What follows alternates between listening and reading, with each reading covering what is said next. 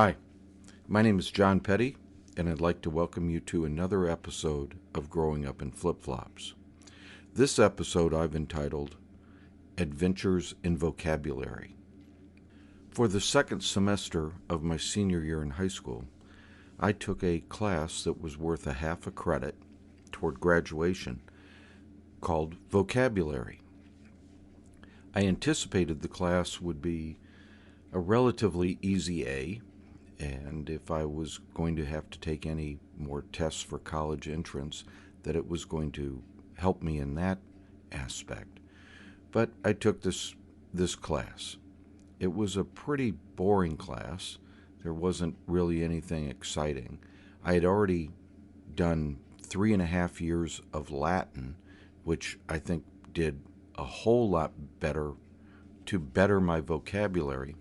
But I took this class, again, thinking it would be an easy A. Well, at some point in the class, probably about halfway through, with, let's say, 4 to 6 weeks remaining in the school year, one day during the class, we covered the word saturnine. If you don't know the meaning of the word, I will give you the dictionary definition of saturnine. Sluggish in temperament, gloomy, or taciturn. After we covered that, one of the other kids in class raised her hand to ask the teacher what was the origin of the word saturnine. And the teacher responded, "Oh, they named the planet after this word." I sat there and I heard that they named the planet after the word saturnine. Again, I had completed 3.5 years of Latin. In Latin class, we translated Cicero and studied Roman mythology. So I knew what the teacher was saying was absolutely incorrect. You first had the Greek gods, then the Romans took them over and named the Greek god, one of the Titans, Saturn, and then the planet was named after the Roman version of the Greek god. And then Saturnine, the word, would have come up at some point centuries later to that. Well, I'm sitting there thinking this. A thought was verbalized. I really shouldn't have done it. Probably one of the more stupid things that I did during my high school career. But the thought entered my head, that's the stupidest thing I've ever heard. Only problem was, I verbalized it. Yes, I said out loud after the teacher said that the planet was named after the word saturnine. I said out loud and not in a whispered voice so that everybody in class could hear it, that's the stupidest thing I've ever heard. Oops. Well, the teacher exploded. He said, get out of my class. I don't want you in my class. You're out. You're going to get a 0 for the class. I don't care where you go, but you're not going to be in my class. And I just, what? I was student council president. I was in honor society.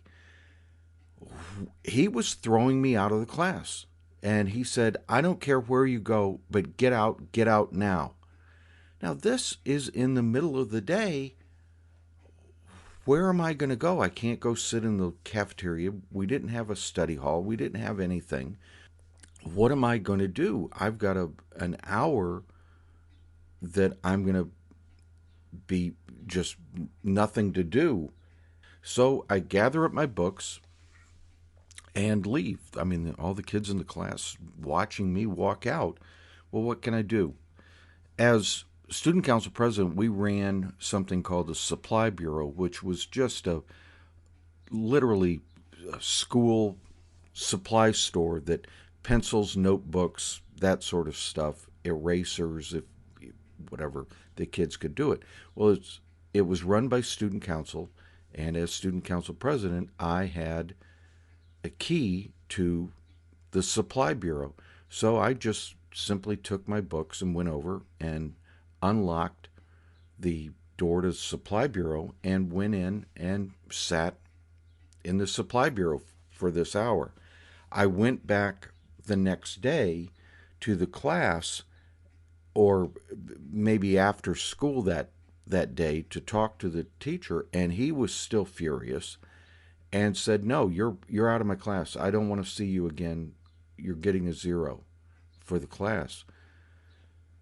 So the first thing I did was I went through the credits I had. Was this going to affect that I wasn't going to be able to graduate because I didn't have enough credits? Thankfully, I had a half credit extra, even counting this 0 in this class, that I was going to be able to graduate. Thank God for that.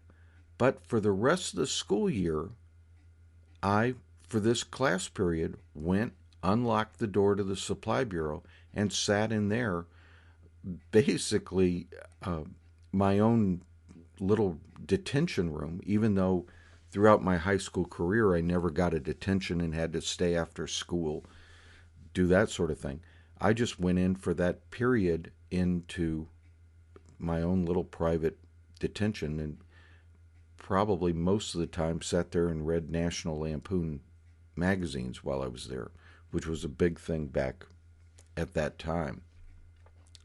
But that was probably the low light of my high school career, in a vocabulary class, blurting out a private thought of, "That's the stupidest thing I've ever heard." Oh well, lessons learned. Thank you for listening. I hope you enjoyed this episode.